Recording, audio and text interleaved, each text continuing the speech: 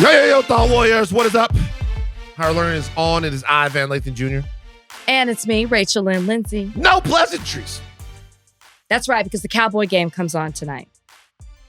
Plus, I don't want to take time away from Professor Joseph. Oh, don't make me feel bad. You guys, we have Rachel is great. I'm great. Not really, but things are okay. Look, here's the deal. We have Peniel Joseph. It's Dr. King's birthday today. You're going to hear a lot of lies about who Dr. King is. And we wanted to make sure that on this podcast, we gave you guys the truth. Mm-hmm. Maybe some things you hadn't heard about Dr. Martin Luther King Jr. Not those things. Okay? I know what you guys are thinking. I know what you guys want. You want shade room civil rights activists. That's what you guys want. You guys, that's what you guys want. That's not what we're talking about. We're talking about who the man was politically, what his actual beliefs were.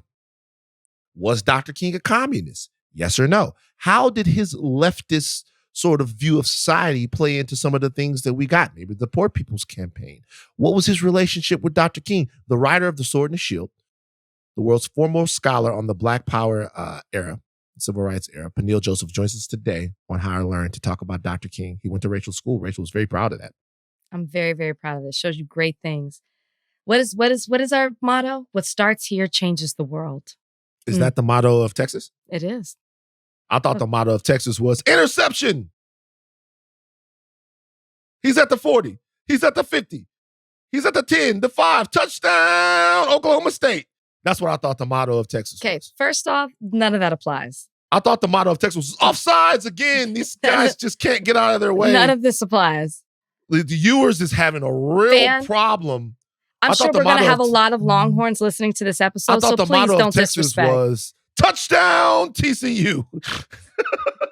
Wow.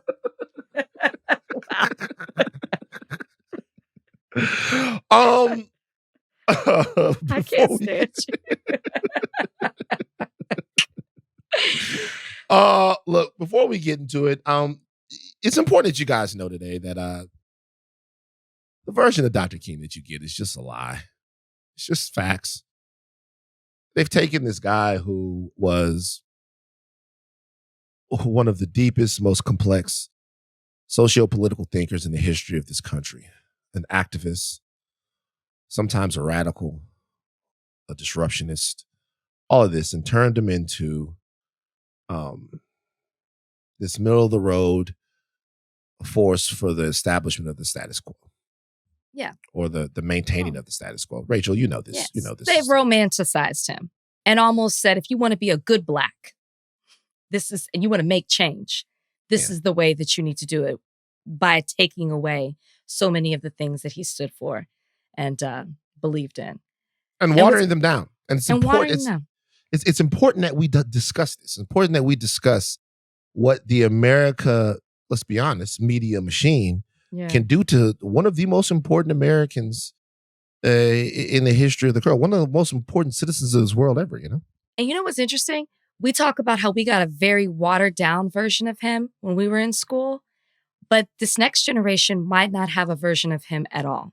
Yeah, talk about it. Yeah. Before we get into Peniel, because there's a whole bunch of things that Donnie put in a document here, but we just did the interview with Peniel, and there's no reason for us to go back through all of this stuff, Donnie.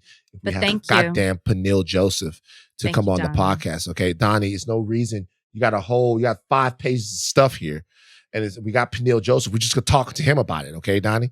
That's the way you do that, okay? Thank you. I do want to talk about the sculpture, though. Yeah, whatever. I do want to talk about the sculpture. Big old dick. You didn't see the sculpture, Rachel? What sculpture? Rachel, how do you miss stuff like this? Wait, what sculpture? You're watching Bachelor in Paradise reruns over and over. How do you miss stuff like this? There was a sculpture to commemorate Martin Luther King Jr. and Coretta Scott King that put it up in Boston. I didn't realize. They put a sculpture of Dr. King's big righteous penis up in Boston. It's just funny because, Seneca Scott, who is Coretta Scott King's cousin, Says the mainstream media was reporting on it like it was all beautiful because they were told they had to say that. But when it came out, a little boy pointed out, that's a penis. And everyone was like, yo, that's a big old dong, man. If you had showed that statue to anyone in the hood, they'd have been like, no, absolutely not. It's weird that they commemorate Dr. King in Boston, what Boston's been through, and it's just a big black dick. You know what I mean? It looks, so if you haven't seen it, it looks like that's what it's holding. And I don't care which angle you get, and I don't mean to be critical of somebody's work, but this ain't it. Well, if you look at it from a different angle and you look at the picture, I'm looking at it from several angles. I get it. But if you look at it from a different angle and you look at the picture of him holding her, you see what the inspiration was. But it's tough. But Are you going to go to Boston and take a picture in front of it? Why not? Dr. King probably looking down on that, smiling. Like, yeah, nigga. Oh my gosh, I just saw it a different way. Dr. King probably looking down at it. Yeah, they know. They know. All right, guys, before we go too far off the rails here, we have Peniel Joseph for you coming up on the other side of this break. Okay, guys, got a big treat now. Huge treat. It is Dr. King Day. We're celebrating the birthday of Dr. Martin Luther King Jr. Hopefully you've heard of him. Hopefully, you learned about him at some point in school. But I think that there's more learning that should be done about Dr. King.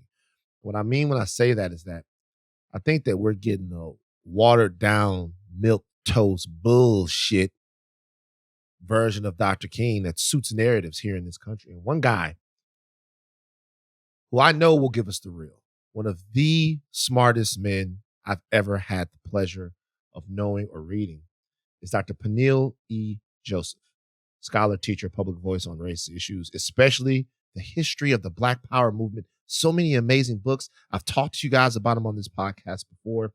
He holds a joint professorship appointment at the LBJ School of Public Affairs, and the history department at the University of Texas at Austin. Yes. That's right. Hook 'em horns. Greatness. Yes. Joseph also serves as vice president of the board of directors at the Bayard Rustin School of Social Justice, LGBTQIA Safe Space Community Activist Center and Educational Enclave. I keep telling you guys about this book, The Sword and the Shield. I read all of his stuff. The Sword and the Shield, The Revolutionary Lives of Malcolm X and Dr. Martin Luther King Jr. Right now, he has out. That one's out too, but he has a new one out. The Third Reconstruction, America's Struggle for Racial Justice in the 21st Century. Peniel E. Joseph joins us today on Higher Learning. My brother, thank you for checking in. Oh, thank you, Brother Van. Thank you for all your support through the years. And you're one of the blurbers of the Third Reconstruction. So yeah, Rachel, I'm a big fan. So yes. It's so nice to meet you. It's so nice to meet you. And I'm a fan as well. And I was introduced to you by Van. I have to say that I'll give him credit. But what I will not give him credit for is the fact that he tried to hate on us before this started. It was going to take away the fact that we were going to acknowledge that we both bleed burnt orange, that we both come from University of Texas at Austin. He's a hater. He's got a hater in our midst.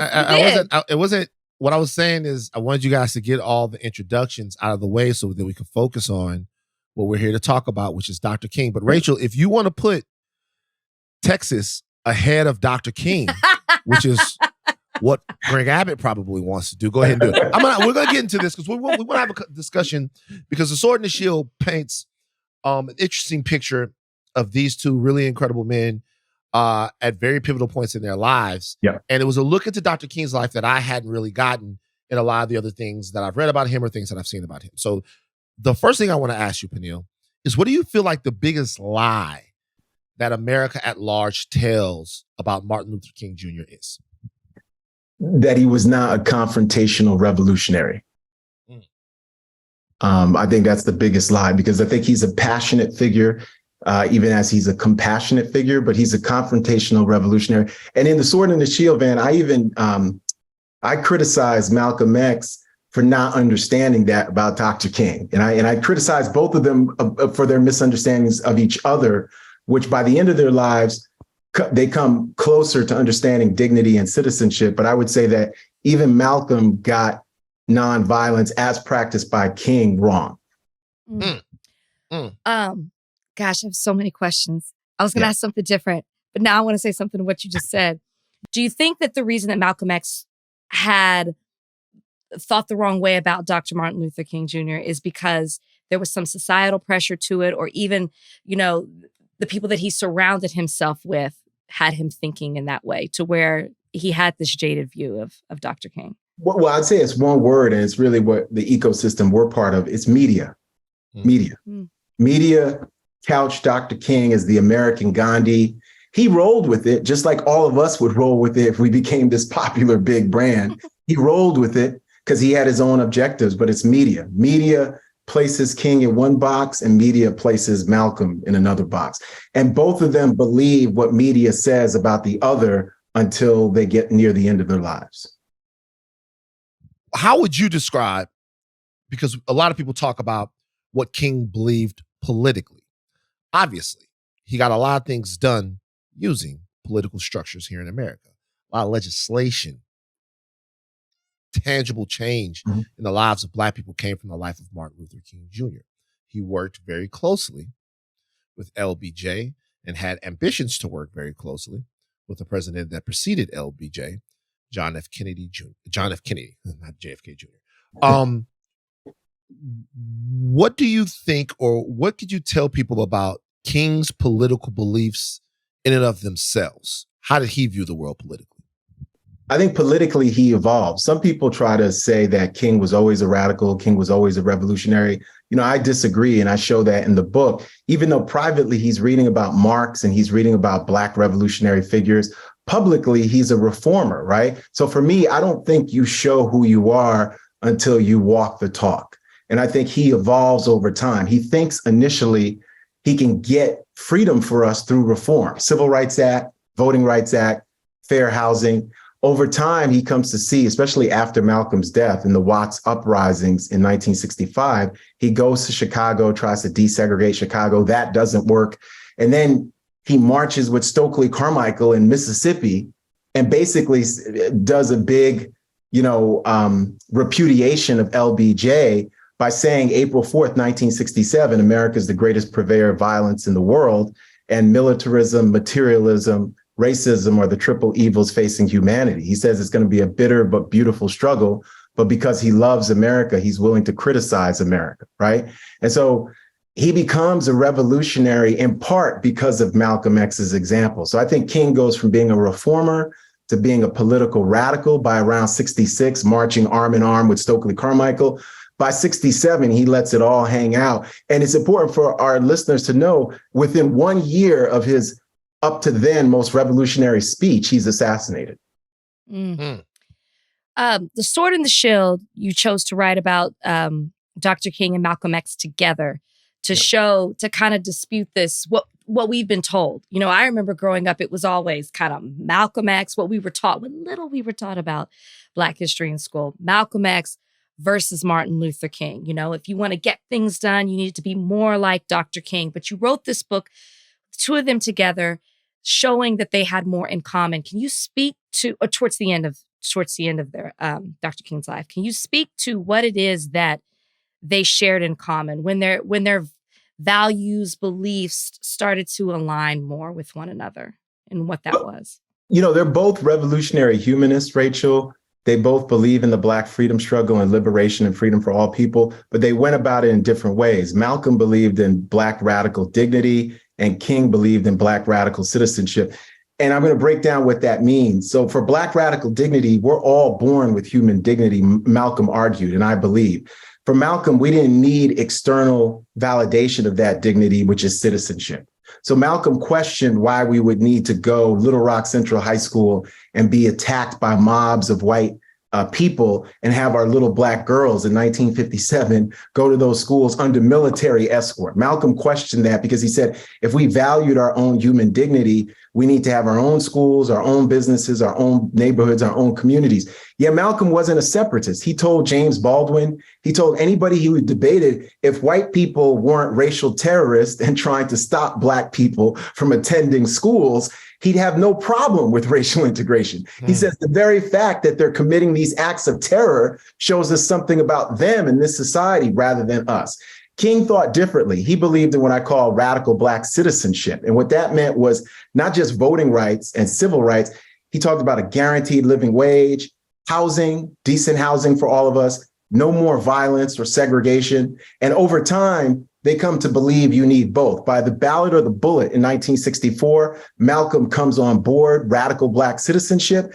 And by the time King is talking about Black is beautiful and it's so beautiful to be Black in 1967, he comes aboard radical Black dignity. And really, by the time he's marching with Stokely Carmichael, King becomes, I call King a Black power activist, even though he's a Black power activist who's against the use of violence. He's against the use of violence, and he's trying to convince Stokely that it can be even more confrontational to be nonviolent. And that's why Stokely was going to join the Poor People's Campaign. He's meeting with Stokely at different churches and different places to join the Poor People's Campaign, because King organizes the first Occupy movement, which is the Occupy Washington, D.C. movement in 1968. They called it Resurrection City. Jesse Jackson took over. Other people took over because he's assassinated in Memphis, Tennessee, helping those sanitation workers.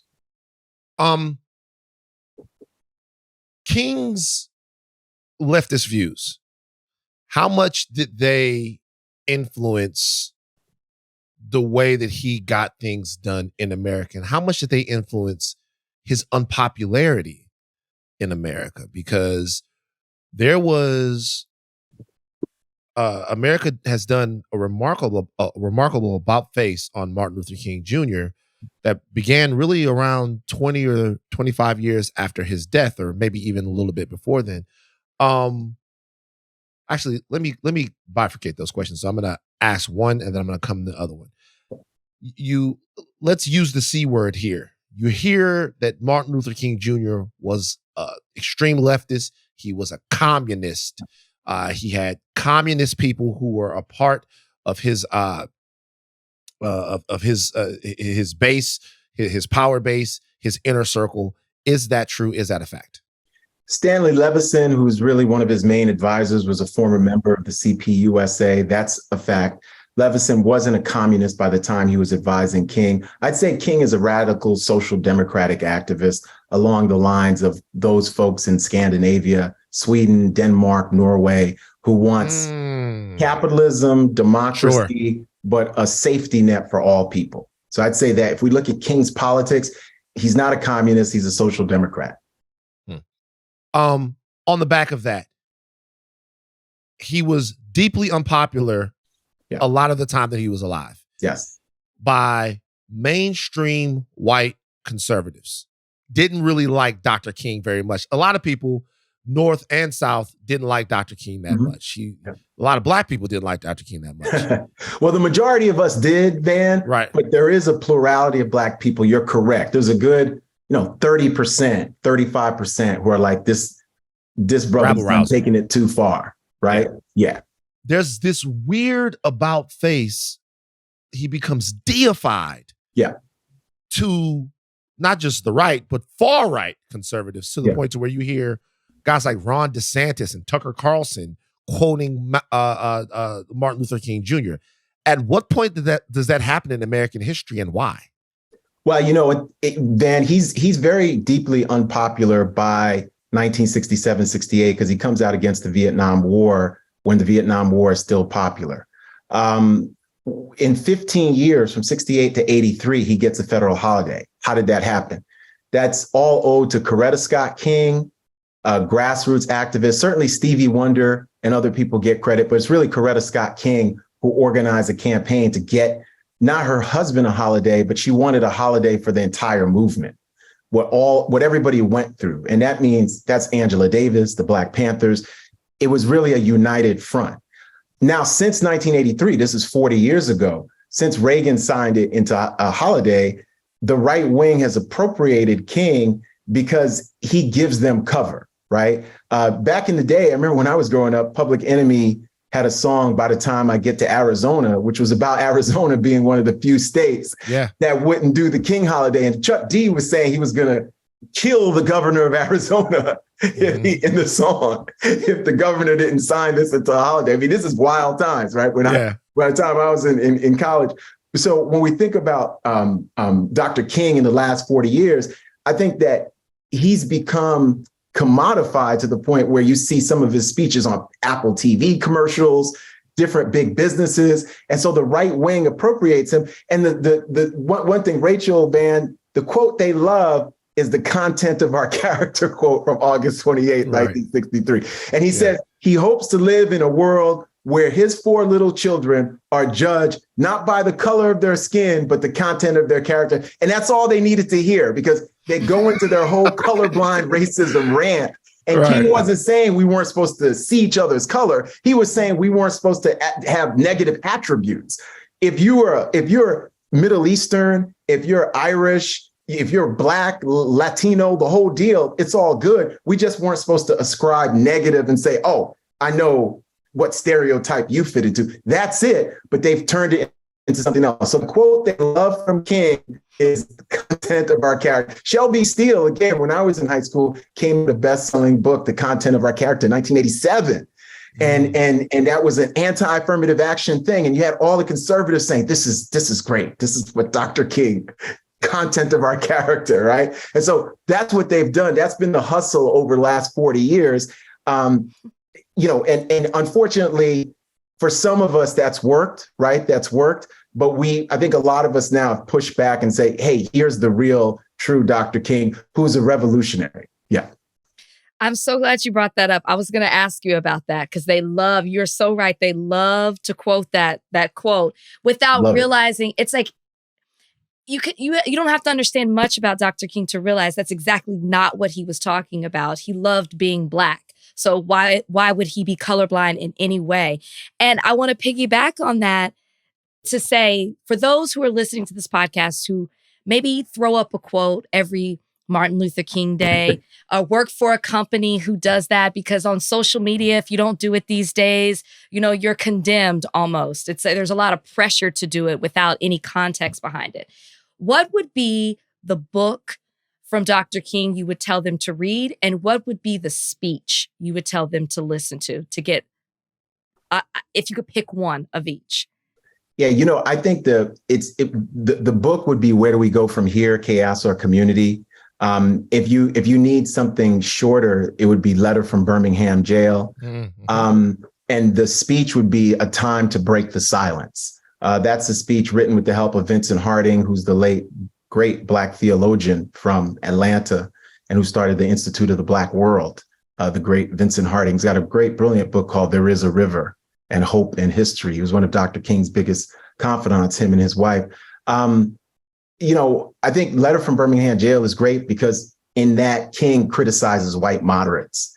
And Letter from Birmingham Jail is also great because King gets flack for plagiarizing and all this stuff. He wrote Letter from Birmingham Jail, and you can see how brilliant he is. He wrote that on small pieces of paper. They put it all together, but nobody ghost wrote that. Nobody did anything with that. That's all him. And you can see how brilliant he is. And he says that the white moderate is the biggest threat to all of us, more so than the White Citizens Council, more so than the Klan. This is King talking, not me. He says the white moderate, because the white moderate is interested in a negative peace, which is calm without justice, rather than a positive peace, right? Which is justice and no racism and no oppression. So that's an extraordinary letter. I read that every year. And I read it more than that, but I've taught that. And my students are amazed because I forced students to read it out loud. That's what we do. We each take paragraphs. So we're not just internalized. I hope to internalize it, but we're externalizing. And they're like, wow,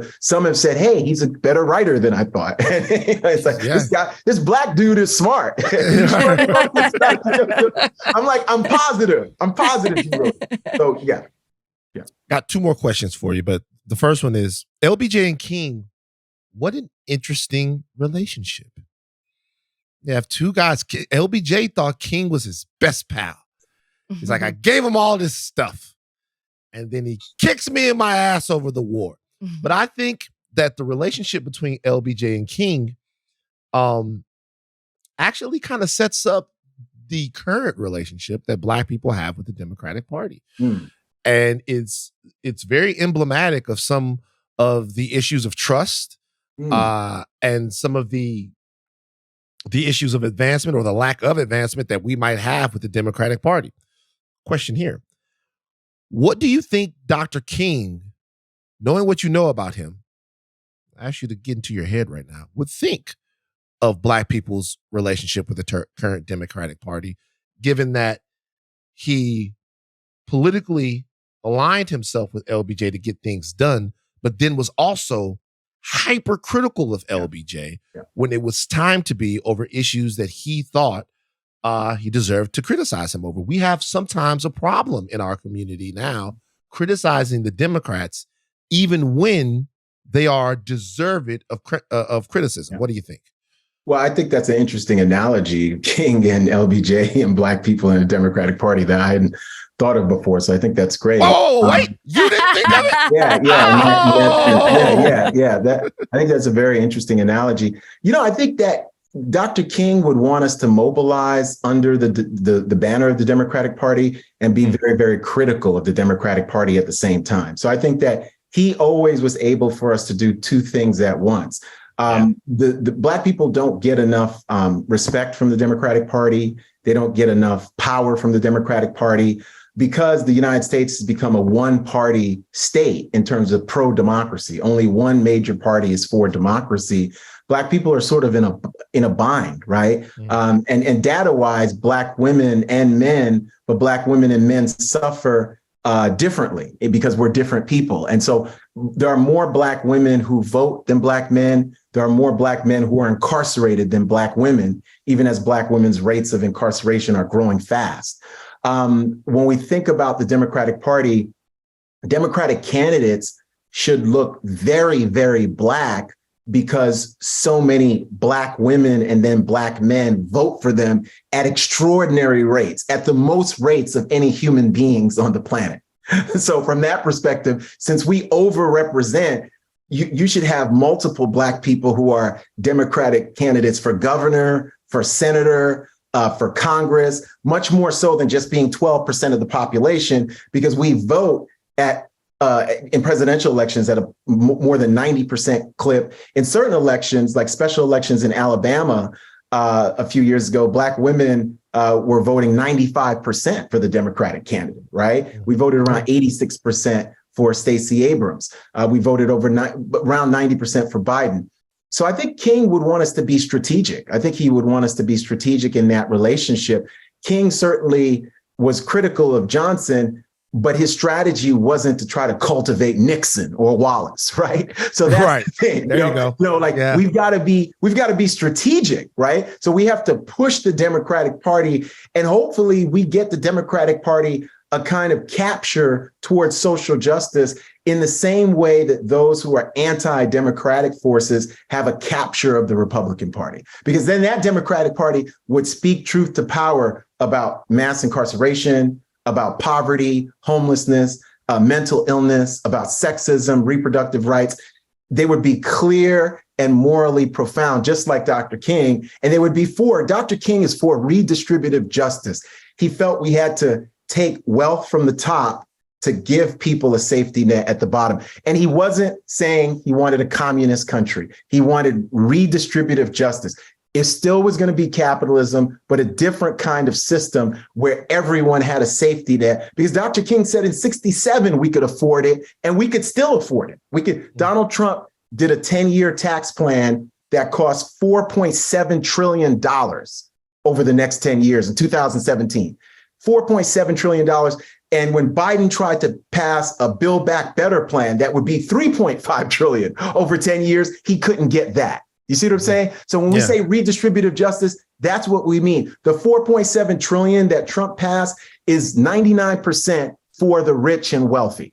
That's what it was. $4.7 trillion that we have to pay for the next 10 years so that billionaires can get even more money, right? Talk your shit, Peniel. I didn't hear you. What'd you say? I said, talk your shit.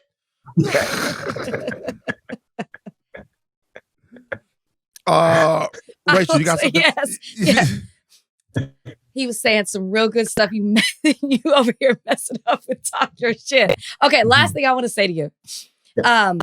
60 years ago, Dr. King wrote about, as you mentioned, the white moderate. And here we are today. The white moderate is still an issue, to still a quote, a stumbling block in the stride to freedom, among other things, but definitely that. So the question is, where do we go from here? What would Dr. King say about where we go from here, where we are in 2023? And then also I'm wondering, how do you think he would feel about the way that his legacy is being used today?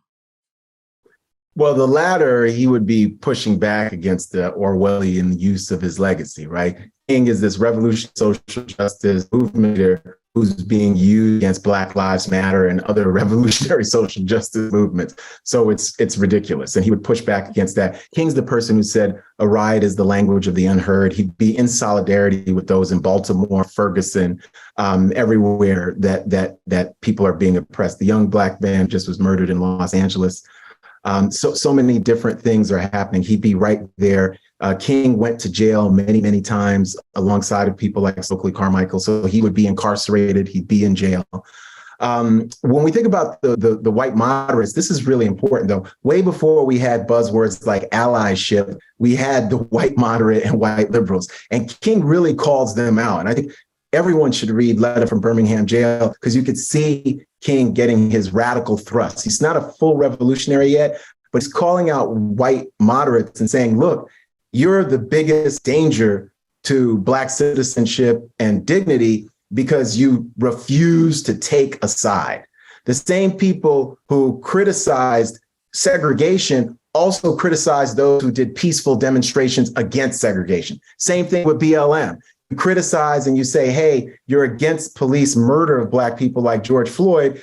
Okay, when we do a protest, you say you're against the protest and demonstration too. Or when you want policy like the George Floyd Justice and Policing Act, you say it's anti-cop and anti-police. I think King would say, and this is what he forced, and certain people, like you have people like Rabbi Heschel and other people who did choose a side, he forced white moderates to choose a side, either be in solidarity with the Black struggle for citizenship and dignity, which is really a struggle for human rights and dignity for all people, or we know that you're part of that other side and these adversaries, even though you may not wave the Confederate flag, you may not have a white sheet, but there is no room for moderation in a struggle for justice that is as morally and politically clear as the Black struggle for citizenship and dignity. And he said that in 1963, and certainly that struggle is even more clear, I would argue, now and today, in terms of we know, and this is where King, he turns this quote by the abolitionist Theodore Parker into a better quote about the arc of the moral universe being long, but bending towards justice. But King knew that to bend it towards justice, you had to have a multiracial coalition. You have to have solidarity beyond allyship. And remember, Letter from Birmingham Jail, he's criticizing white clergy leaders. Yeah. And it's a big, whatever we want to call it, to those against those clergy leaders, right? Mm-hmm. It's a big, we could say snub and be nice and polite, or you could say something different. It's a big against those folks. It really is. But he never uses a curse word. He's never angry, but you can see the righteous indignation. And throughout Letter from Birmingham Jail, you can see King is angry, and there's pockets of rage in that letter, which is great. And again, I understand why he's angry. He's writing it from jail. Yeah. From jail. He's been arrested. Right? He's angry. So this is what we're going to do, because we have more stuff to talk to Peniel about. I want to bring Peniel back in February, which is Negro History Time. It started out as Negro History Week, man. True. You're right. Negro History, 1926, Carter G. Woodson. Started out Negro History Week. So I want to bring Peniel back because I want to talk to Peniel about two things. One, I want to talk about Bayard Rustin. Okay. Yeah. All right. And two, I want to talk about the erasure of Black women in the Black Power movement and in the civil rights movement at large. Yeah. Okay. About some Black women, the Ella Bakers of the world. We talk about other people that you should know that were fundamental in these movements. I could talk about more things about Dr. King. I could talk about who Dr. King dated when he was in the seminary. Okay. I could talk about the wreckers, But I'm gonna leave that alone. Read the book. You gotta read the Sword and the Shield.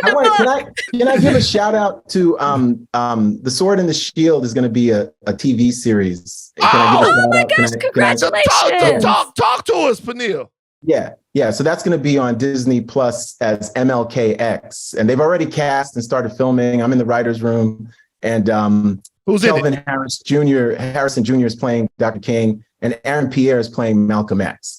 So that's been this is Deadline, Hollywood Reporter, the whole thing. So it's called MLKX, and it's going to be season 4 of the Genius series. For Disney Plus. So when is that coming? When can we look at that? It's probably coming either this fall or early next spring, because they're filming in Atlanta now. They're literally it's there. Yeah. And if you guys don't know Kelvin Harrison Jr., he is from Waves. He is from Brilliant. Cyrano. He is from what's the movie he did with Tracy? What is it called? The High Note. Kelvin Harrison Jr. is a great actor. It's going to be great. Also, you guys can listen to Peniel, Race and Democracy. That's the name of the podcast. Because you gotta everything that he has. I just grabbed it all. Like I reached out to him. Just I can't remember why. Oh, it's a project I was doing. Still I am doing. And I wanted to talk to him about it. I reached out to him, and this brother has been a fantastic source of information and just is the foremost voice on a really transformative time in American history. And you guys, it's just important to understand, in my opinion, the fact that so many of the struggles that these men and women and men were talking about, discussing, and litigating in the 60s, it's like a mirror to the things that we're talking about now. Absolutely. We're talking about economic justice. We're talking about voting rights. We're talking about police reform and brutality. Absolutely. And it's the same thing. And it's both illuminating, but also maddening that we're still discussing these things. Yeah. We were talking about this in the 1860s and 1870s too, which is why I did the third Reconstruction. I mean, it's crazy. Talk about the third Reconstruction real quick, Peniel. It's a 160-year time loop. In terms of the third Reconstruction, it just looks at 3 periods of American Reconstruction. 1865 to 1898, 1954 to 1968 is the second, and then 2008 to the present is the third. And really, I argue that we've been involved in a narrative war between Reconstructionists who are supporters of multiracial democracy versus redemptionists who are supporters of the lost cause, racism, the hate, the violence, all of that. And the lost cause is really, white supremacy is part of it, but it's bigger than that, because the lost cause allows us to justify white supremacy, elect white supremacist presidents, have a white supremacist Christianity, and really all feel good about massacres in Tulsa and Arkansas and Chicago and Atlanta like that. That's how big white supremacy, and that's why we built Confederate monuments to white supremacy. So the lost cause is huge, and we're battling against that. And speaking of Black women, Nicole Hannah-Jones' 1619 Project, it's been the big arrow in the heart of the lost cause. And that's why you got over 30 states doing the anti-CRT legislation. So the lost cause is a big deal. We'll talk about it next month, definitely. We will talk about, hey, you guys, don't tell me I've never turned you on to the geniuses. This is where you get them here. Higher Learn, Peniel Joseph. Thank you so much for stopping by to talk to us a little bit about Dr. King. We will have you back in 3 weeks to kind of formulate what we should be getting. I'm going to have a whole series, what we should be studying for Black History Month with Peniel Joseph. That's what we're going to do. Thank you for joining us today on Higher Learning. Yes, thank you. Thank you, man. Thank you, Rachel. I loved it. Enjoyed it. Is Peniel not the man? He's fantastic. I got to say, it's one of the best things that you've done is introduce me to him. Truly. Well, I mean, and glasses. Dr. Joseph and his work. And I've learned so much, and I'm just scratching the surface. But I think that's incredible that that's about to be a TV series. It is. And on Disney. On Disney. Look, Peniel over there getting that money. That's what I'm talking Disney about. money. Peniel over there getting that money. Publications from Peniel Joseph. Wait until the midnight hour. A narrative history of Black Power. Read that. Dark Days, Bright Nights. From Black Power to Barack Obama. Stokely, A Life, read that. Sword and the Shield, The Revolutionary Lives of Malcolm X and Dr. Martin Luther King Jr., read that. The Third Reconstruction, America's Struggle for Racial Justice in the 21st Century. That one just came out, read that. The Black Power movement, rethinking civil rights, Black Power era. Haven't gotten to that one yet. Neighborhood Rebels, Black Power at the local level. He was the editor of that joint. I have not read that one either. Those are the books by Peniel Joseph. I would suggest that you get as many as you can. Stokely is fantastic. Wait Until the Midnight Hour is fantastic as well. Okay. Sword and the Shield is one of the best books I ever read.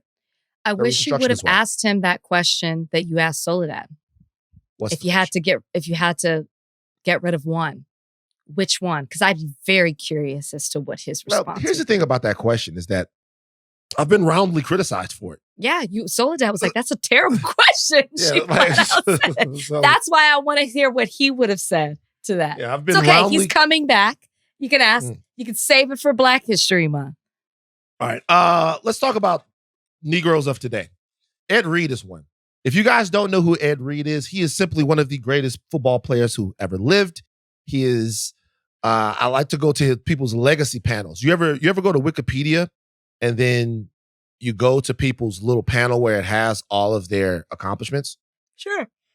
Okay. I call that the legacy panel. I've said that before. Ed Reed, Super Bowl champion, NFL Defensive Player of the Year, 5-time first-team All-Pro. If you don't know, that means 5 times he was the very best player at his position in the league.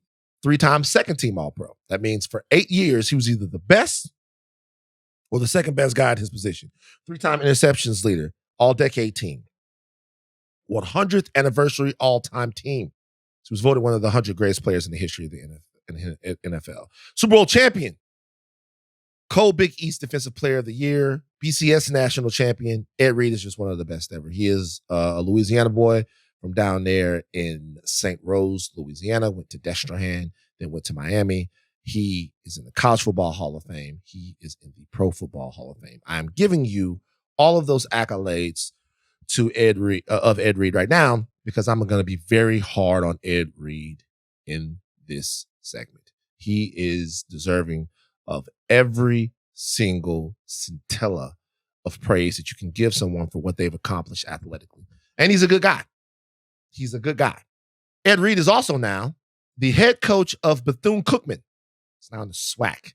It's not super official yet, but he is the head coach at Bethune-Cookman. He is acting in that capacity right now. Mm-hmm. This comes on the heels, of course, of Deion Sanders being the head coach at Jackson State and Eddie George being the head coach at Tennessee State. Also, we have to mention Hugh Jackson, who was also cut his teeth in the NFL as an NFL coach, is coaching at Grambling. So what we're seeing is guys who've achieved a lot in football, high-level football, NFL head coaches, Heisman Trophy winner, and that's a collegiate award, but then All-Pro in the NFL in Eddie George. 2 all-time greats in Ed Reed and Deion Sanders coming back and coaching at HBCU schools. You feel like that's a good thing for the HBCU schools. Do you not, Rachel? I think it's a great thing. I think anything that brings attention to an HBCU is a great thing. And I think it opens the doors for other people to follow in their footsteps. Eddie George, Deion Sanders, Ed Reed. Yeah. But not if they do this, which is what you're being critical over. So yeah, depends on what kind of attention you bring. Okay. Ed Reed just fucking destroyed Bethune-Cookman in a couple of rants on his Twitter. Just gotta be honest with you. Just destroyed. Like this was posted to his Twitter earlier in the week. He is, I'm assuming, just getting to the school and getting his feet wet and understanding the way things work at the school and some of the challenges he might face as the head coach there. He had 2 separate rants. We're going to give you the first one right now. Donnie? Prime was not wrong about what he was saying.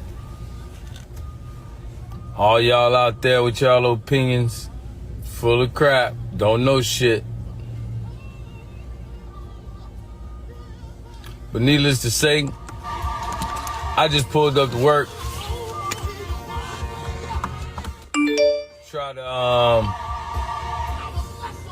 We're gonna try to help y'all too, man, because I know a lot of HBCs need help. I'm just here to help here first.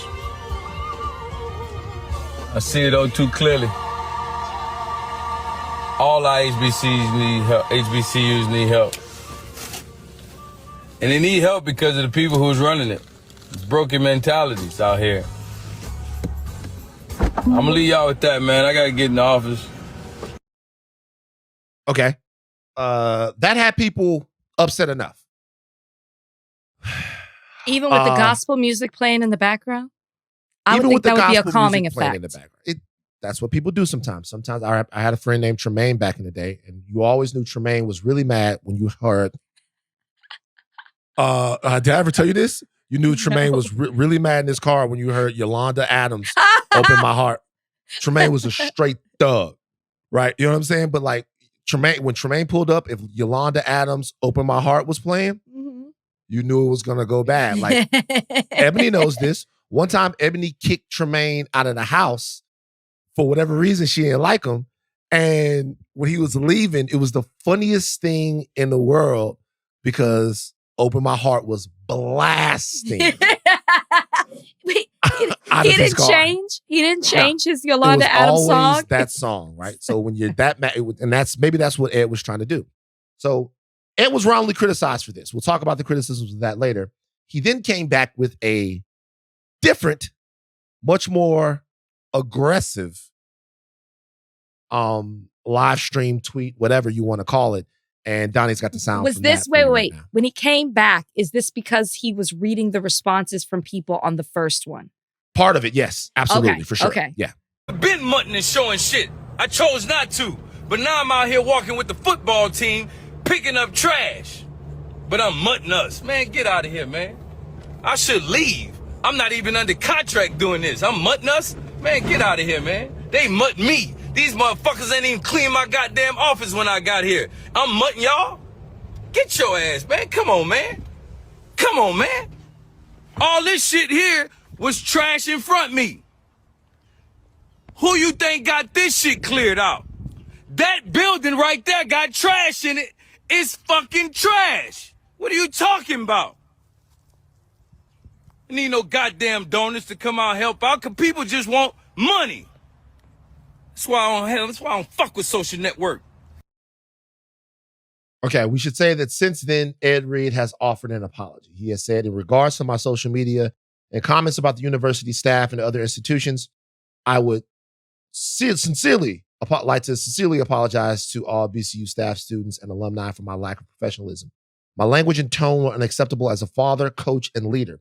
My passion for our culture, betterment, and bringing our foundation up got the best of me, and I fell victim while engaging with antagonists on social media as well. I'm fully aware of the hardworking folks at our school who are also fighting to make things better and more financially sound. I'm encouraged from my communication with my AD, Reggie Theus, and our administration, and I understand it's a work in progress. My passion is about getting and doing better, and that goes for me too. Rachel, your thoughts? Well, I'm going to flip it on you because you went to an HBCU. Mm-hmm. We've had this discussion, not this particular discussion, but talking about Dion and him going to Jackson State and then leaving and the backlash with that, and then how particularly the Black community and those who went to HBCUs responded. As a person, I mean, we discussed my school, UT. I didn't go to an HBCU. I'm wondering for you how this feels. To the way you talk about Ed Reed and how much he still means to the game of football, to so many, to he went to Miami. He went to Miami, right? Yeah, he went to Miami. Yeah. To fellow Hurricanes, to those from Louisiana, his hometown, then to have these disparaging remarks against an HBCU, against us. I'm asking you, how does that make you feel? You went to an HBCU. So the first thing I thought was that they should fire him. It's the first thing that I thought. The first thing that I thought was that he can't possibly be allowed to coach Bethune-Cookman. I've thought about that, and obviously I feel like that's a bridge too far. But let me tell you something that I think people are not understanding when it comes to guys like Eddie George and Deion Sanders and Ed Reed.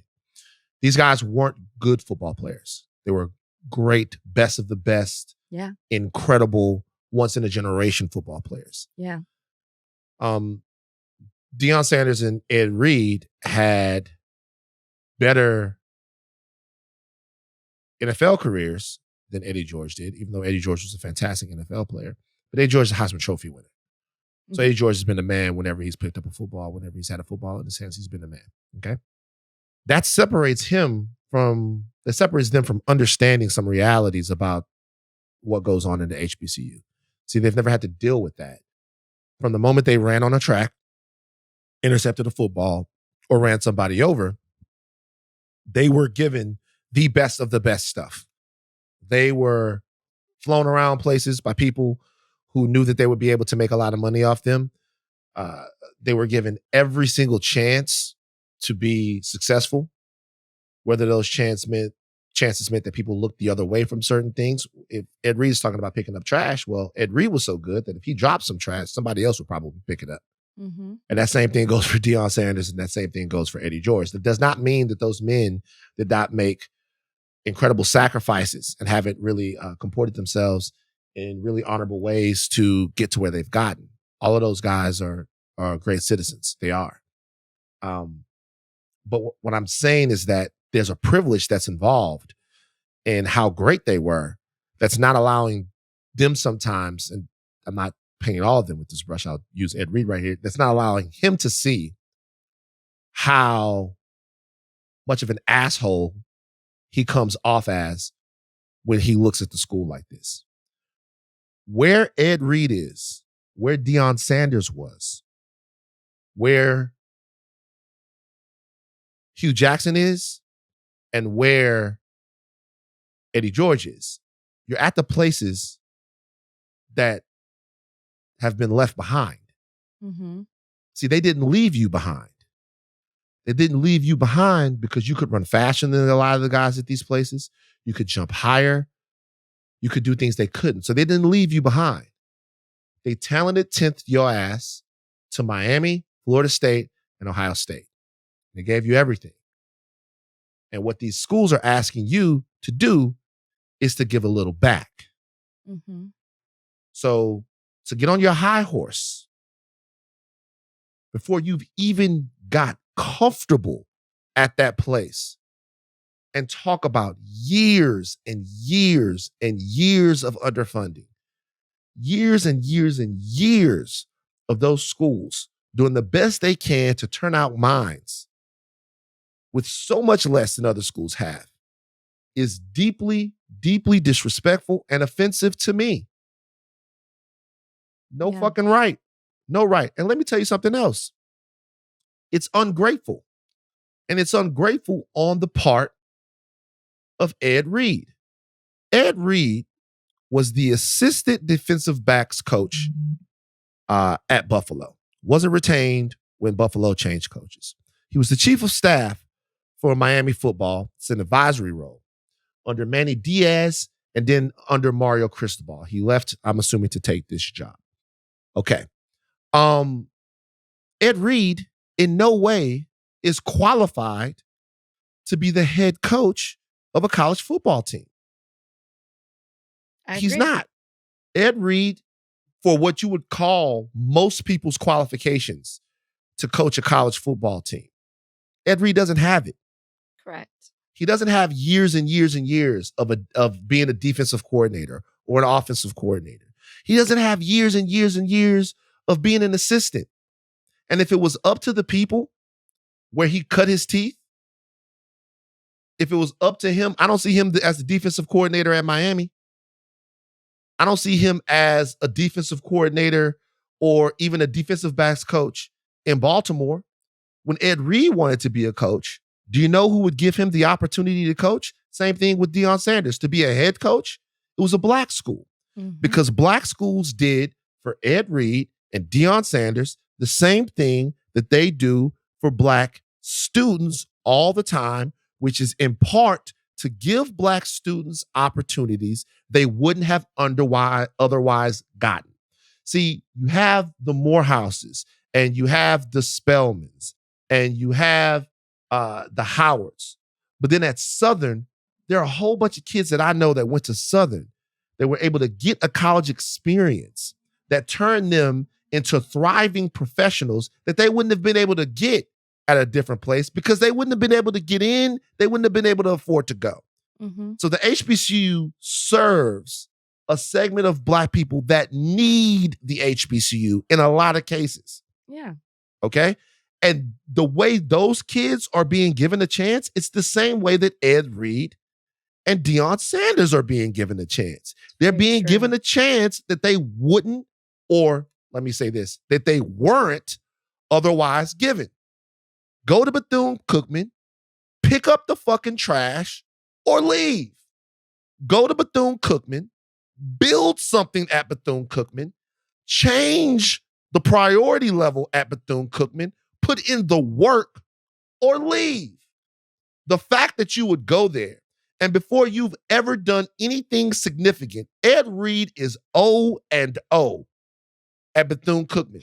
The first thing out of your mouth is these niggas ain't got their shit together. Fuck you, dog. Like, seriously. Like, go there and be a part of building Bethune-Cookman. And for everybody else that says, hey, he's calling out problems. He's calling out problems. Where was the call to action? Where was the call to action from Ed Reed in his rants about Bethune-Cookman to change something? Where was the GoFundMe? Where was the, hey, help me with this? Where was the call? It was a bunch of bitching and moaning and complaining about shit that we already know. If we've been here, Donnie went to Howard. Howard got a fucking $500 million endowment or some crazy shit. He still had roaches and shit in the dorm. We understand. Either roll up your sleeves and help out and be a part of the solution, or go someplace where they will tolerate your ass. Go someplace where they'll let you in the back door to write chalk on the board, not where you'll be the fucking head coach like the places that you came from. I'm sorry. I'm glad that he apologized. I hope that Ed Reed has all the success in the world at Bethune-Cookman, but I'm sick of that shit. Do you?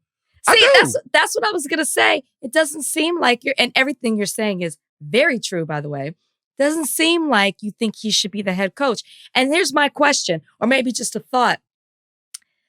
I don't understand how, if I'm a player, right? Because you're a leader as a coach, right? It's not just about a title. It's just not about having this team with these players and all of that. It's about being a leader and leading these young men on and off the field.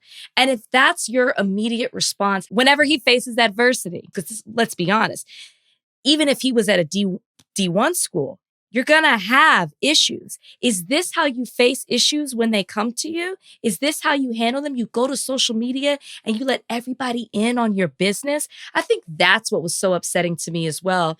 You know, I can't say it's personal in the sense of having gone to an HBCU, and I can't speak to that experience, but it's one of those things. Remember when we were talking about Black movies, and it's like, should we say a movie's not good, even if we know it's not good, because we want to, you know, lift up Black creators and we want people to support the artistry and the art. And so we feel a need to protect that. Well, that's kind of how I feel in this situation with an HBCU. Why are you letting everybody in on our business? Or their business, I should say, because I didn't go, but why are you letting everybody in on their business? Why are you talking about all the things that are wrong rather than focusing on some of the positive of the fact that you're now going to lead it? As you said, call to action. How are you going to lead? How are you going to push through? How are you going to make this team better, this program better? What was it that he said about Deion? What did he say? Deion wasn't wrong. Okay, well, let's talk about some of the things that Deion did in a positive way to uplift HBCUs. What was Deion right about in lifting up Jackson State and all the attention that he brought about with that? I was shocked by it. And I don't know. I disagree with you. I don't know if he can lead Bethune-Cookman in the way that he should now that he has voiced these feelings in such a public and demeaning way. I don't know. It's not off to a great start. The start is terrible. I would agree with that. What I don't want to do is be the person that sees somebody stub their toe and then cuts their foot off. But it's more than a stub toe. I disagree. Okay. I think what I don't want to see somebody stub their toe and then cut their foot off. What I want Ed Reed to understand, and the guys that like maybe don't understand some of the cultural things, because we're going to see the influx of these people. This is why Eddie Robinson Jr. was saying that Deion wasn't swag. We're going to see more guys come to get these head coaching opportunities One reason, Rachel, is because it's a way to cut corners. It's a way to get a head coaching job that you might have not gotten Stepping before, right? stone. Using Right. HBCUs as that. Right. So we're going to see these guys come into these coaching ranks. They have to be able to culturally appreciate what goes on at the schools and what the schools do. And they have to understand that. That's not Miami. And so what I'm saying is, did he fly off the handle and jump out and like jump off the roof into something that was stupid, disrespectful, and bad? Sure. But what my hope is that Ed Reed in time understands the task that he has at hand, which is building Bethune-Cookman into a competitive team, a great team in the SWAC, Sure. and changing some of the expectations around Bethune-Cookman, right? Bridget Diaz, who's an NBA grade, is the AD there. So I think that and he shitted on them as well. I don't want him to deny. I don't want to deny him the opportunity to be positive, because it is a big deal to have him there. But I want to make sure that guys like that understand that with the extra added attention that they bring to those schools, like, comes a responsibility to comport yourself in a way that is constructive. Like, don't nobody need you going down there talking all of that dumb shit when Bethune-Cookman has been a school that has served Black people for years. How old is Bethune-Cookman, Donnie? Donnie, how old is Bethune-Cookman? Look that up for me. Like, Bethune-Cookman's been serving Black people for so years. Like, how dare you come down there and talk shit on them before you've even done anything? And if he wasn't Ed Reed, that person who said this would probably be fired. Because let's be honest, he's not just talking about... I don't know that they would be fired. I don't know that they would be fired. According to you, and it sounds like in his second rant, it sounds 1904, Bethune-Cookman was founded. All right. Almost 100 years. Almost 100 years. Wait, did I do that math right? No, it's over 100 years. God, it's over Jesus Christ. Whoa. Almost 100 years. Whoa. Maybe you should have gone to an HBCU where they teach basic math. 119 years. Yes. But I literally saw the 4 and the 3, and in my mind I said 100 years. No, but what was I saying? The reason I said if he wasn't who he was, he would have been fired. And the reason I think that he would have been fired is because in his second rant, he does allude, you said it, but he alludes to the fact that he hasn't even signed a contract yet. It's not official. So I think that they would just be like, let's just cut it off before we even get started. Why are we even going to deal with this? But I think because he's Ed Reed, they're giving him a little bit more because of what a name and the status and his legacy, as you spoke on, brings to a school like this. It would be hard for me if I was in a position of power. It'd be hard for me as an administrator when you shit on the administration as well to keep you, to want to give you a contract and put you on the payroll because you shit on everybody. You got to think That'd be tough. But you got to think about the student athletes and what he could potentially do for them. I get it. So that's what I'm saying. We're making excuses because of who he is. That's my point. Well, it doesn't matter. But to me, I'm not making excuses. If he wasn't him, they wouldn't give the person the contract. But if it wasn't him, he wouldn't be there in the first place. So if he wasn't him, they wouldn't take some high school coach from somewhere who had never coached a game before and make them the head coach of Bethune-Cookman.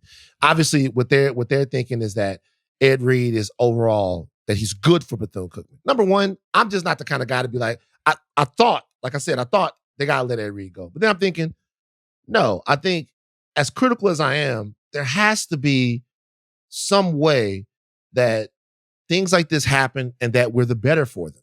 And that we just don't kick everybody. Look, we know what you like, Rachel. Rachel, kick him in the nuts, Lindsay. You're the daughter of the judge. No, I only say let him go because he hasn't even started. So it's like, just before we even get into it, let's just cut it. Let's try this again.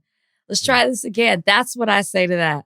Okay. So, don't you give me that title. Rachel, also, kick him in the nuts, Lindsay. All right. The LAPD is under fire right now for the death of a Black man who was repeatedly shocked with a taser. This young man's name was Keenan Anderson, 31-year-old Washington school teacher visiting Los Angeles. Died earlier this month, hours after police officers repeatedly shocked him with a taser. This guy happens to be the cousin of Patrisse Cullors, who is one of the founders of Black Lives Matter, somebody that we've talked about a great deal here on the podcast and everybody's talked about for all kinds of reasons, both controversial and awesome. Okay. The video itself is pretty disturbing to watch. What you see is right there, a pretty popular intersection. I think it's the corner of Lincoln and Venice. Keenan Anderson appears to, in the aftermath of some sort of car accident. They say that he was driving erratically. He hit someone. Another Uber driver later claims that he tried to steal their car, whatever. But when we see Keenan for the first time, it's clear that he is going through something. He's going through something. He's acting very erratically. He's saying that he did a stunt earlier. He's saying that people are trying to kill him. He won't calm down. They have a very difficult chance. He's not presenting any danger to the police officers, at least not in my estimation. But he is certainly going through something. He negotiates back and forth with an officer about what he's going to do. Like, sit down, interlock your hands. It goes back and forth. Keenan takes off. He runs into traffic. Once again, this is somebody who is in crisis, right? This is somebody who has something going on with him. The chases on the motorcycle. It's a motorcycle cop. The officer chases him on the motorcycle. And then when they get out in the middle of the street, by this time, there are a bunch of different officers. They tase Keenan. Seemed like 5-6 times, many more times than that. They get him down, they tase him. He is transported to the hospital where he dies hours later. Rachel, did you see the video? I only watched the video to a certain point. I only watched where he was flagging the officer down, and I watched the officer, tell him to come to him. And, like you could see him talking. As you said, you could clearly tell he was not okay. And I saw him running away from the officer, and then I shut it off. I don't want to see anything else. I don't want to see. We should say that this is the third man that the LAPD have killed this year. Oscar Sanchez was killed earlier this year, and a guy named Takar Smith was killed. He was a diagnosed schizophrenic that was in the kitchen of his estranged wife. Police came into the kitchen after she called them. When the wife called the police, attempted to alert them to the fact that her husband was in fact schizophrenic and tried to let them know that before they went in. He had a knife in his hand. They tased him. If you watch the video, he was turned away, but he still had the knife, and they killed him. So I watched both of these videos. I watched Patrice talk about the loss of her cousin, who was a school teacher in DC, worked with teenage kids in DC. And when I watched the entire thing, we should say that the LAPD in the aftermath of this has just been horrific. They've been terrible. They have leaked to the press preliminary toxicology reports that indicate that he had some drugs in the system, which, to be honest with you, has very little to do with how all of this went down. And the reason why I'll tell you that is because until we get the official word from the coroner and a complete autopsy is done, we won't really know what the reason that he was in crisis was, right? He died 4 hours later. Right. Even if this stuff was in his system, and I'm talking about cocaine and weed, even if this stuff was in his system, what I've read on this says that you typically don't die of a cocaine-related situation 4 hours after it happens. It's just them attempting to put out information or to disseminate information about what he had in the system is no different than the police officer lady saying she smelled weed in the car when Philando Castile was killed, or the, of course, ridiculous discussion over whether or not it was fentanyl or Derek Chauvin's knee that killed George Floyd. Having said all of that, I'm interested in what you saw and took from the video that you watched around the death of Keenan Allen and the police stop in and of itself. What did you see when you watched the part of the video that you watched? Well, the part of the video that I watched, it shows the police approaching him as he's in the street, and he moves onto the sidewalk, and they're like, put your hands up, put your hands up, put your hands up. He's putting his hands up. He's moving around. He's not staying still. Then he says, I don't want to be, and I'm paraphrasing, but he didn't want to be in the dark. He wanted people to see where he was. Yeah. Yeah. He said, I want people to see me. And the officer's like, okay, that's fine. And he's telling him to come here. He's clearly frantic. He's trying to communicate that he has either lost his car, his keys. I can't remember which one he's saying, but he's trying to communicate that he needs help. He's saying he needs help. And, but it is erratic behavior, but he's clearly in distress. Like that was so obvious to me. He seemed so desperate for help. And the part of the video I watched couldn't have been longer than a minute. And he's scared, but he's in distress. And let's be honest, the number of times we've talked about these issues on this podcast, in light of our current society and culture, it is a scary time, and it always has been, to be Black. But it doesn't matter who you are. I see the police, I get nervous. You see the police coming, you know you need help. Of course he was scared. That's why he didn't want to be in the dark, and he wanted to be where people can see him. But he's moving, the officer's communicating, he's communicating. It's as if the officer is talking over him and not listening to him. It's like the officer never says, like, how can I help you? What do you need? It's talking at him. And I'm not saying in an aggressive way, but he's not listening. And you eventually see him run off. And that's where I stop it. And then I see the officer, it looks like he's mad to be on a motorcycle, move towards him. And I didn't watch any more of that. So what I saw was someone who was desperate, who was lost in whatever sense of the word, and someone who was in distress and was asking for help, and was never in the minutes that I watched that given that type of help. He was talked at. It's so funny. I asked you that question because I wrote something down. When he runs off, the cop says, let's go get him. Mm-hmm. And I have something with a big circle around it in my notes, and it says, let's help him. That was never said. That's it.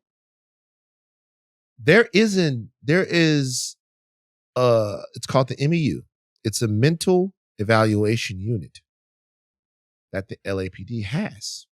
In the case of Takar Smith or Keenan Anderson, these units weren't utilized. Nothing has changed.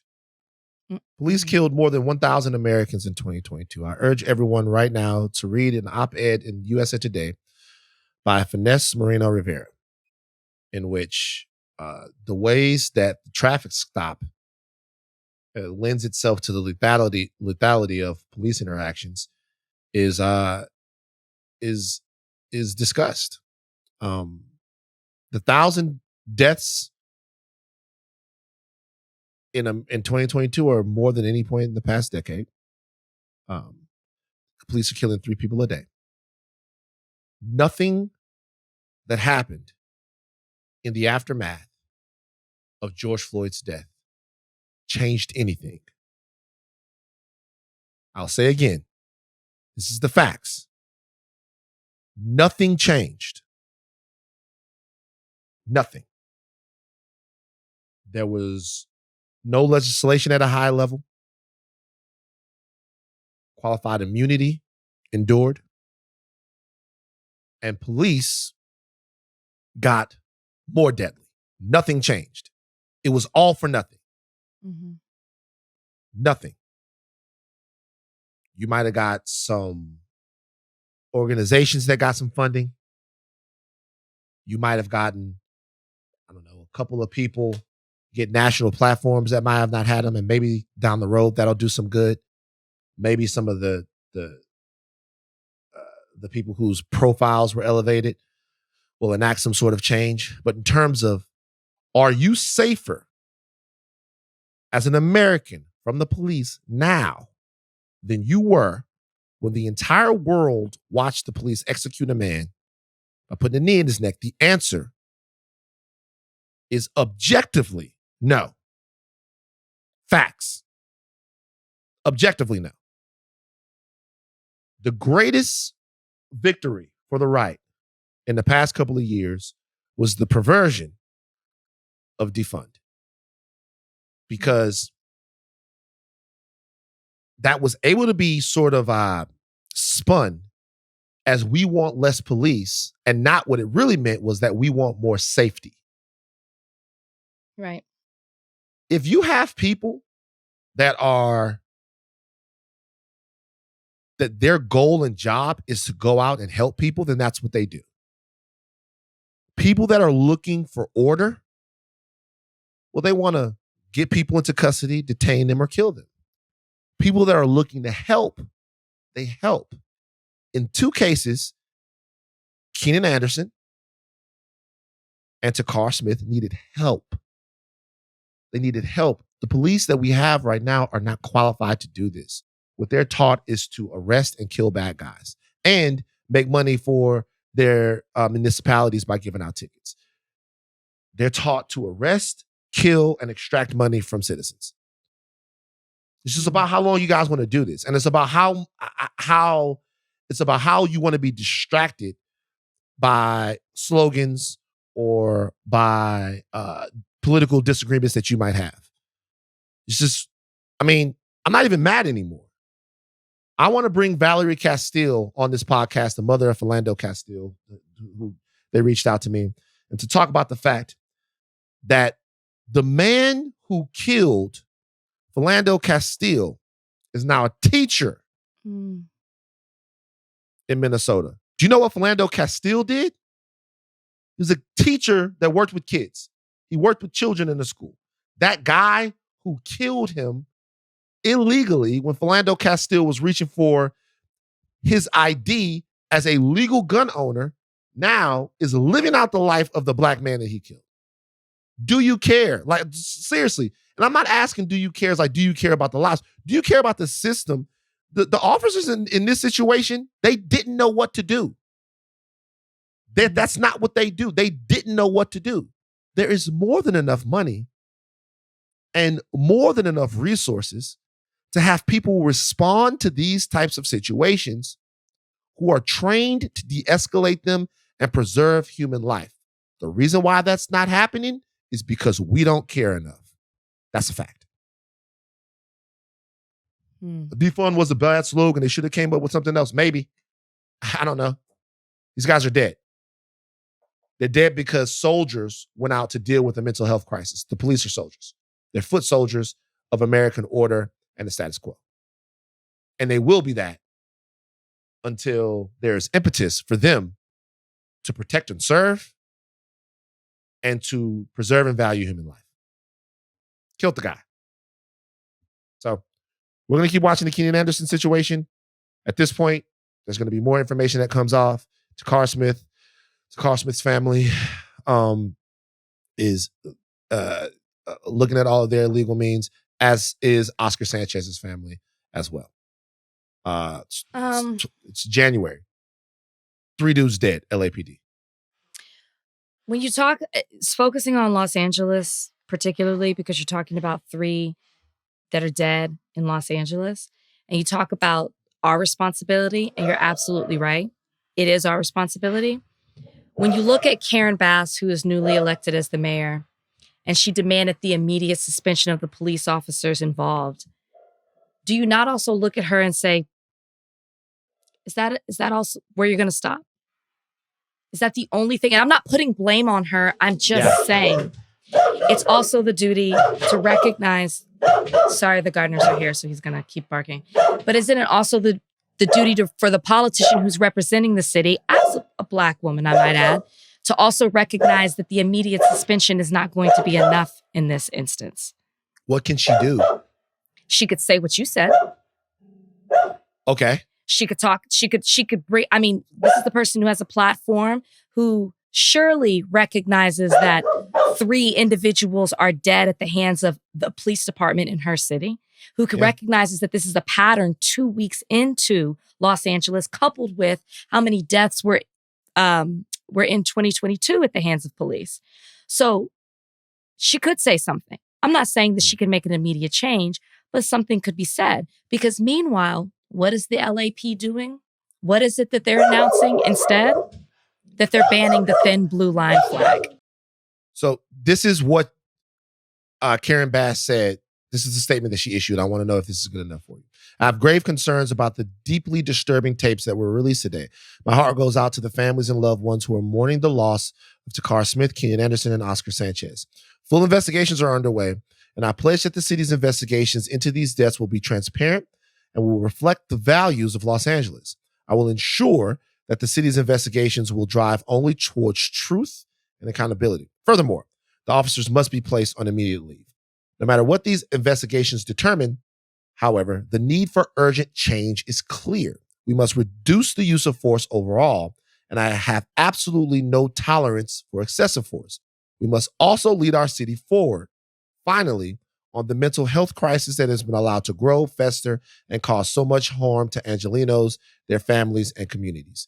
Especially as a former healthcare professional, I'm deeply troubled that mental health experts were not called in, even when there was a documented history of past mental health crises, in the case of Takar Smith and in the case of Keenan Anderson.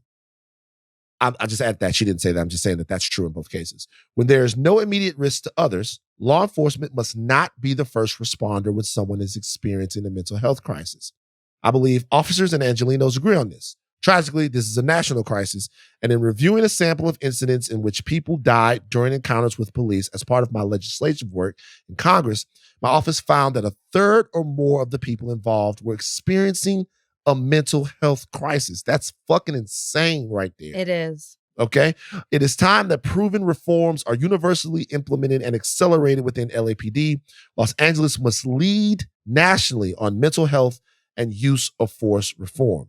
I appreciate Chief Moore's, it's Michael Moore, Chief of Police here, Chief Moore's decision to release the footage today. Policy allows for up to 45 days before footage of use of force incidents is released, but I believe the Los Angeles Police Department must be as transparent as possible, as expeditiously as possible. Once again, my heart breaks for the families and loved ones who are experiencing such a tragic loss. Rachel, your thoughts?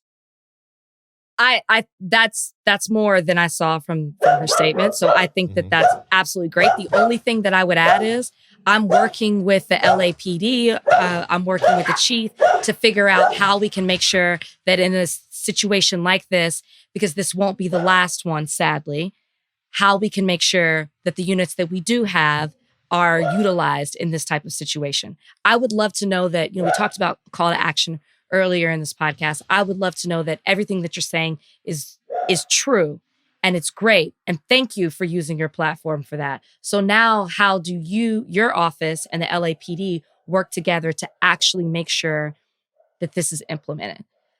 So there are 8 cops that were involved in this. The original bike cop, I think his name is listed in the video that I watched, because I watched the video that was released by the LAPD. Donnie, do we have the names of the police officers that are involved in this? Like, it's difficult to find them.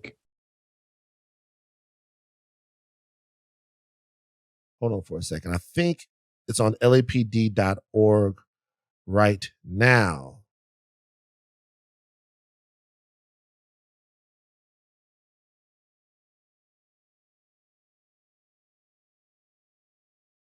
I'm on lapdonline.org right now.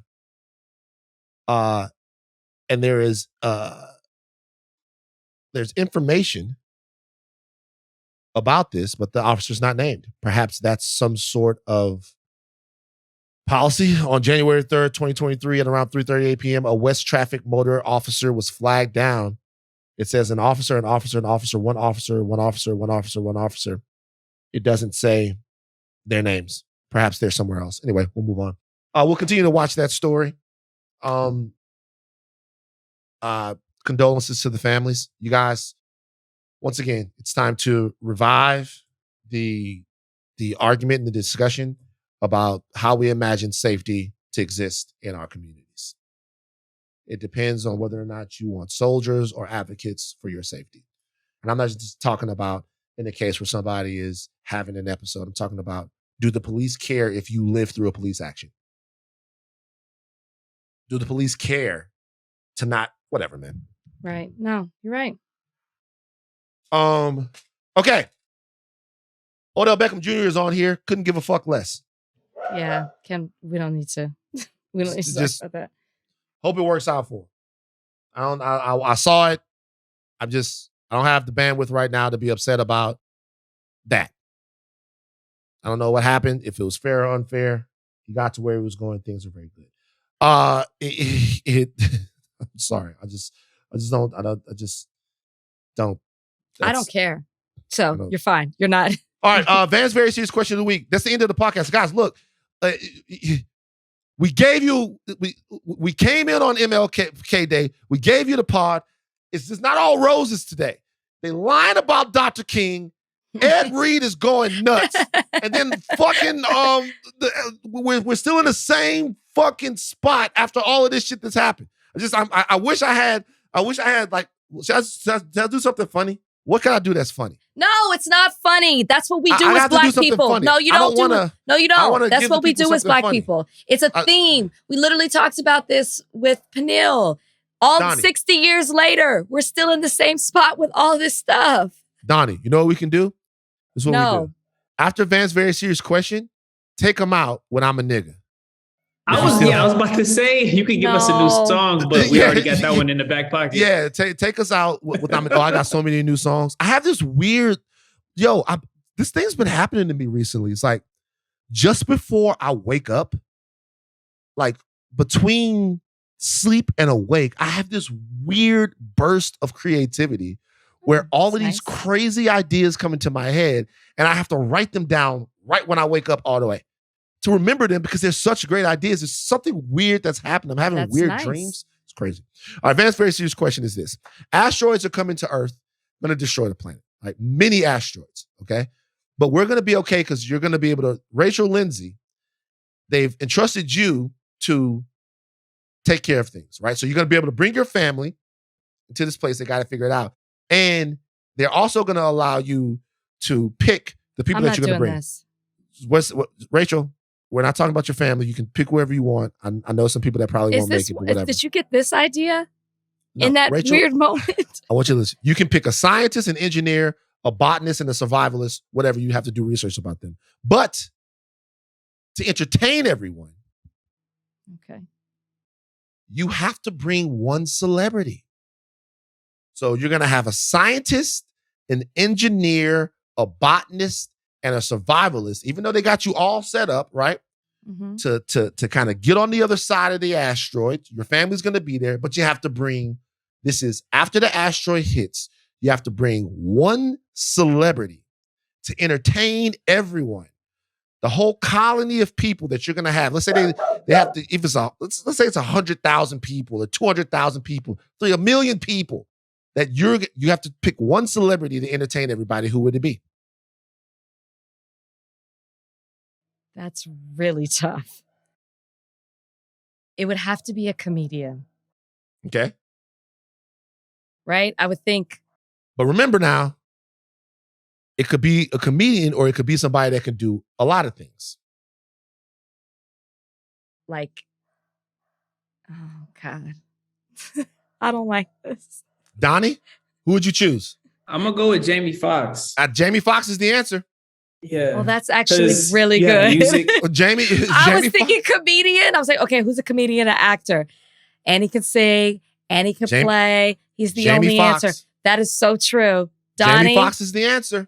If that was a puzzle, you figured it out. Jamie Foxx, if you can only bring one comedian to entertain, one celebrity to entertain everybody, everyone, after the asteroid hits, Jamie Foxx, because it varies. If Sammy Davis Jr. was alive back in the day, I picked Sammy because Sammy could tell jokes, Sammy could sing, Sammy could dance. Yeah, I don't need the dancing, so I'm good with Jamie. You're good with Jamie? Okay, if it had to be a woman, who would you choose? Who's the most entertaining woman in the world?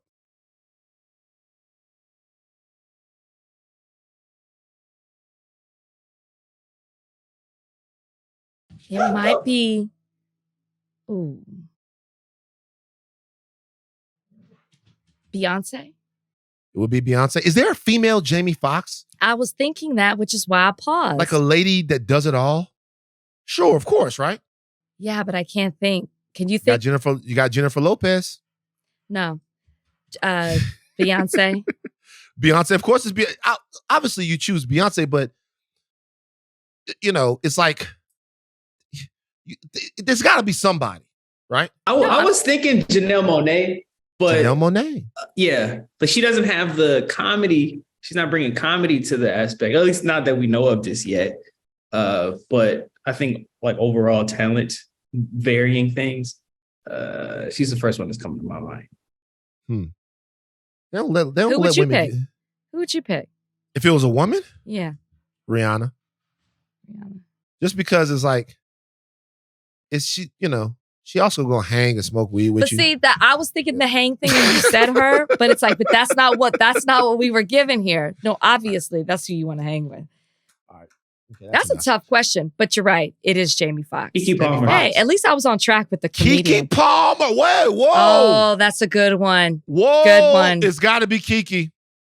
It's got to be That's Keke. a good one. See how misogyny gets in your brain? No one even thought about it's got to be Keke. Keke got it all. Keke got the same shit. It's the same shit. That's a good one. Donnie, It's Donnie, gotta you be are Keke. on it. Donnie, you on top of it with that fucking part in your hair. What the fuck, Oh, he gave himself props. Did you hear that? He said, What'd he say? He said, I'm on top of it. Yeah. All right. See, you can't even. All right, guys. Take your thinking caps off and do not stop learning. I am Van Lathan Jr. I'm Rachel and Lindsay. Bye, guys.